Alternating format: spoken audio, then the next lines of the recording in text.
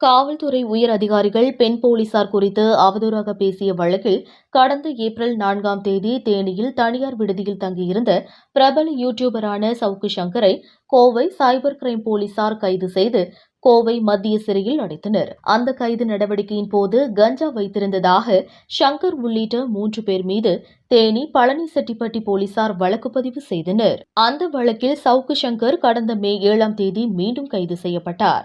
அந்த வழக்கு தொடர்பான விசாரணைக்காக கோவையில் இருந்து பலத்த பாதுகாப்புடன் அழைத்து வரப்பட்டு மதுரையில் உள்ள போதைப்பொருள் தடுப்பு பிரிவு சிறப்பு நீதிமன்றத்தில் ஆஜர்படுத்தப்பட்டார். நீதிமன்றத்தில் ஆஜர்படுத்த சவுக்கு சங்கர் அழைத்து வரப்பட்ட போது அவருக்கு எதிர்ப்பு தெரிவித்து நீதிமன்ற வாயிலில் 100க்கும் மேற்பட்ட பெண்கள் போராட்டத்தில் ஈடுபட்டனர். அவர் அழைத்து செல்லப்பட்ட வாகனம் மீது துடைப்பங்களை வீசி எறிந்து கோஷமிட்டனர்.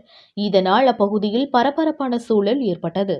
இந்த நிலையில் சவுக்கு சங்கர் ஆஜர்படுத்தப்பட்ட போது போராட்டத்தில் ஈடுபட்ட பெண்கள் துடைப்பத்தை தூக்கி வீசிய சம்பவம் குறித்து ஓய்வு பெற்ற நீதிபதி மூலம் விசாரணை நடத்த கோரி பொதுநல மனு ஒன்று தாக்கல் செய்யப்பட்டது.